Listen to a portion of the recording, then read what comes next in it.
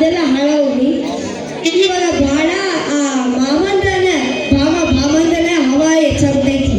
ಕಾಪಾಡ್ಬೋದು. ಆ ಡಾಕ್ಟರ್ ಶಾಮಾನು ಇಲ್ಲ, ಈ ಬಾಮ ಕಾಪಾಡೋರು ಇಲ್ಲ. ಹುಡುಕ್ಬೇಕಿವಲ್ಲ. ಕಾಯಿ ಪಲ್ಯ ಕಾಪಾಟು ಮಾರ್ಕೆಟ್ಗೆ ಹೋಗಿಲ್ಲ ನೀನು? ಇಲ್ಲ ಮಾವ, ಮಾರ್ಕೆಟಿಗೆ ಹೋಗ್ಬೇಕು ಅಂತಿದ್ದೆ. ನಿನಗೆ ನೆಪ್ಪಾಯ್ತು ನೋಡು, ಅದಕ್ಕೆ ಗಪ್ ಅಂತ ನಿಂತ್ಕೊಂಡ್ಬಿಟ್ಟೆ. ನನ್ನ ನೆನಪಾಯ್ತನ ದೇವ್ರು ಕೂಡ ಒಂದು ನೆನಪು ಕಂಡಂಗ ಆಯ್ತಾ? ಯಾಕೆ ನೆನಪಾಯ್ತು ನಂದು ನಿನಗೆ? ಯಾಕೆ ನೆನಪಾಯ್ತು ಅಂದ್ರ ನಮ್ಮೂರು ಇವತ್ತು ನಮ್ಮ ಚಿತ್ರದುರ್ಗ ಮಾರ್ಕೆಟ್ ಸಂತಿ ಧರಣಿ ಬರ್ತಾ ಇದ್ದ. ಅದಕ್ಕೆ ಧರಣಿ ಬರ್ಬೇಕಾದ್ರೆ ಮಾರ್ಕೆಟ್ ವ್ಯಾಪಾರ ಲೆಕ್ಕ ಹಾಕ್ಬೇಕಿತ್ತ. ಅದನ್ನ ಎತ್ತಿಡಕ್ಕೆ ಒಬ್ಬರು ಬೇಕು ಅಂತೇಳಿ ಆಲೋಚನೆ ಮಾಡಿ ನಿನ್ನ ನೆನೆಸ್ಕೊಂಡು ನಾನು ಇಲ್ಲೇ ನಿಂತೆ ನೋಡು. ಕಾಯಿ ಪಲ್ಯ ಕೈಯಾಗ ಸಿಕ್ಕ ನನ್ನ ಬಾಳ ಹೊಂಡಾವರಣವಾಗಿ ಹೋಯ್ತು ನೋಡ್ರಿ. ಯಾಕ ನೀನು ಕಾಪಾಡೋನಲ್ಲೇನು? ಕಾಪಾಡಿರ್ತಾನೆ ನೀನು. ಏನಂತ ತಿಳ್ಕೊಂಡಲ್ಲಿ ಕಾಪಾಡ್ರೆ ಕಾಯಿ ಪಲ್ಯ ತರಕ ಒತ್ತನ್ನು ಕಳಿಸ್ತಾರಲ್ಲ, ಅವನಂತ ತಿಳ್ಕೊಂಡ ನನ್ನ ಬಗ್ಗೆ ಏನಂತ ತಿಳ್ಕೊಂಡಿ ನೀನು?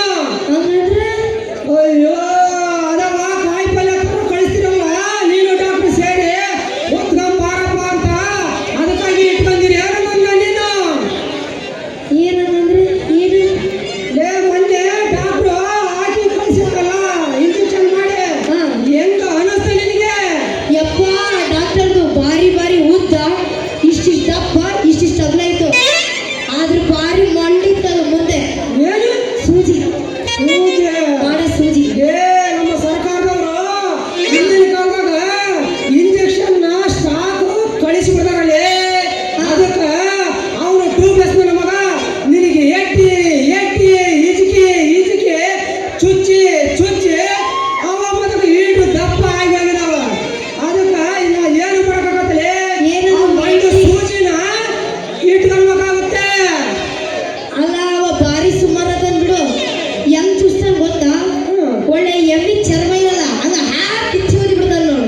ಹೌದು ಅವನು ಬೋಸ್ ಬಿಡ ನೋಡ. ಅವನು ಅದರಲ್ಲ ಆದ್ರೂ ಗೊತ್ತು ಆಂಜನೇಯ ಇದ್ದಂಗಲೇ ಏನಾರ ನೋವು ಏನಾರ ಆತಲ್ಲ ನಿನಗೆ? ಎಲ್ಲೂ ನೋವಾಗಿಲ್ಲಪ್ಪ. ಹಂಗ ಒಂದು ನಮೂನಿ ಚುಚ್ಚಿಬಿಟ್ನ, ಹಂಗ ಆಗ್ಬಿಡ್ತು. ಮತ್ತ ಅವ್ನು ಕೂಡ ಚುಚ್ಚಿಸ್ಕೊಂಡಿತ್ತು. ಹೌದಾ? ಹೌದು. ಸೊಂಟು ಕೊಡ್ದ ಇಂಜೆಕ್ಷನ್? ಸೊಂಟು ಚುಚ್ಚಿದ. ನೀನು ಸಾಯಂಕಾಲ ಎಲ್ಲ ಊರ ಅಡ್ಡಾಡ್ಕೊಂಡು ಬರ್ತೀಯಲ್ಲ, ಹಾ, ನಮ್ಮ ಆಸ್ಪತ್ರೆ ಕಡೆಗೆ ಬಾ. ಹಿಂಗ ಸೊನ್ನೆ ಮಾಡು. ಅವಾಗ ಬಂದು ನನ್ನ ಹತ್ರ ಒಂದು ಬಿಳೆ ಮುಲಾಮ್ ಐತೆ, ಆ ಮುಲಾಮ್ ಹಚ್ಚಿ ನೆತ್ತಗೆ ಮಾಡಿ ಸೊಂಟ ಹಳಾರ ಮಾಡಿ ಕಳಿಸ್ತೀನಿ. ಆಯ್ತು ಬಾ ಡಾಕ್ಟರ್. ನೀನು ಬಿಳಿ ಮೂಲ ಕೊಡ್ತೀನಿ ಅಂದಲ್ಲ, ಅಷ್ಟು ಸಾಕು ಬಾ. ಇವಾಗ ಒಡೆ ಮತ್ತೆ 9 ಮಚ್ಚಿಗೆ.